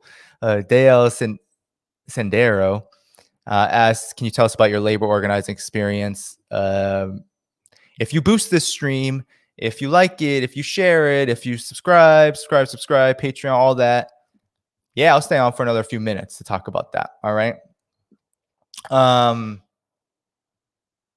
So where was I? Let me talk about my labor organizing experience first, but that was the stream. It was very good to be with you. I'll just close with that little question about labor experience. People are saying, let me do my house chores. Yes, I do not want my partner to be angry at me. So I'm going to spend 5 minutes talking about my labor experience, and then I got to go. All right. So basically, so it started, so I've been in like social services, caseworker work for a while, right after school. Oh, sorry about that. Oh, you never heard of Sendero Luminoso, a famous communist group in Peru years ago? I actually have not. So please do send over information about that. Peru is definitely a blind spot for me, for sure. And so, definitely happy with the election of our guy Castillo, but blind spot. So I am still learning myself. Definitely send me anything by email if you have anything that you want. So, yeah, my labor organizing experience, it began about 2014. I was in a small shop and a social services agency. It's one of the last war on poverty agencies. It ended up shutting down after a year, or after a year and a half. I was there, and we were in contract negotiations. I did shop steward work there. It was rough. I was in a UAW local, and the way that austerity had ravaged the agency, the funding streams had dried up, and we were being assaulted. All the while, we didn't know until it was too late. We didn't know that the agency was actually in debt from a private bank because of how funding streams had dried up and had to shut its doors. So right before that, we actually had just negotiated a contract, and it was tough. I was doing some community work, trying to, we were working with homeless individuals. That was the program I was in. It was an outreach team. We had legal services and other kinds of social services to help low income folks, mainly housing, and some other support services, and then of course the anti eviction services. And it was it was a really tough experience trying to organize with the community to demand, that the workers at this agency did not lose what little pay they were getting and receiving. We ended up not really, I mean, we lost the fight in the sense we took a concession. Our raises went down from like 3% to 2%. They wanted to cut us all the way down to 1%. So we were able to negotiate that. But, a month later, we were closed. Then I was involved in another union in a different agency, a hospital setting, but it was in a PACE program, which is a program for all-inclusive care for the elderly. It is, Medicare, Medicaid funded, and I was working at a hospital in the Boston area, and a lot of my work there was kind of shop floor fights. We were moving. The program was moving. It had a new executive director. It was moving in this very pro-insurance, private insurance direction, where the executive director was trying to model the program, which was really just using Medicare and Medicaid dollars. It was really a de facto public program. It didn't really have any of its own independent financing. So it wasn't an insurance company per se, but it operated as one in the sense that it used those Medicare and Medicaid dollars to fund services for older people to stay in their home, and could do more. The good thing was I could do more than just traditional Medicare and Medicaid in providing long-term care services, home care services. And the executive director was trying to push the program in a direction to act like a private insurance company. So a lot of the fights were, well, we're not going to allow you to say no to giving certain things to patients. Also, there were like job classification issues. So I, was involved in helping lead a fight there to stop the employer from basically creating a position that would undermine the conditions of all the social workers there, who are all licensed social workers. I even was licensed at a bachelor's level, but there were master's level and clinical level, the highest level licensure there. And they wanted to create a position at the in the program that would do the work of social workers, but not call it social work, pay the person less, and they didn't have to have all of the things that you needed and the experience and the training. And so we fought to stop that. So these are all like seemingly small fights, but these are the small fights that are happening all the time in the workplace. And then most recently, I've been working at a senior center agency, at a senior center program, where I have been also engaged. We're in contract negotiations, but the employer is dragging their feet in negotiating with us. So it's taken a long time. We're in negotiations, but I'm on the committee there, and also there's also been a lot of shop floor stuff remotely, mind you, which is also kind of a weird experience since the pandemic. As there's been more demands to work longer, work more, and I've had to do a grievance where there was questions about whether a coworker of mine was doing what they were supposed to be doing, whether it was an emergency they didn't respond to, and I had to defend them, and it was a defendable thing, mind you. And then now there's been a situation where vacation was taken away after it was approved with the same person based on what I thought was retaliation. So we fought that, and that's just my direct work. There's more, I haven't actually been involved in organizing a union. I've always kind of like been in, already had a shop. But I've done work with the local school bus drivers, local 8751 of the United Steelworkers out in Boston. Check them out. They're actually a very militant union. They were locked out by Veolia back in, I think it was 2013-14, over contract negotiations. And Veolia is a monstrous monopoly that run segregated bus lines in Palestine. And I did a lot of work with them in their campaign to reinstate their fired leaders, to stop them from basically ripping up the contract, hundreds upon hundreds of contract violations, as well as to, negotiate in good faith. And that union, garners a lot of solidarity, does a lot of solidarity work. It's run by militant communists. So, yeah, I've done work with them back when I was in the Boston area. So that's the labor organizer. My wife was a labor organizer for more than a handful of years as well.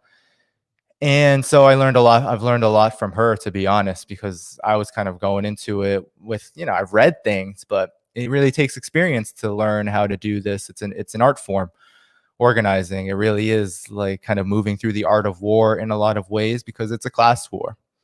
So I'm just going to leave it there. Thank you so much, everybody. Appreciate it. Send me all the stuff on Peru, Mr. Sendero. I appreciate you teaching me. But everyone else, share, like the stream, continue to boost, subscribe to my Patreon if you can. And I will see you next time. This was a very long stream. Appreciate all of you. And I hope you all have a good rest of your day on this so-called 9/11. All right. Bye-bye.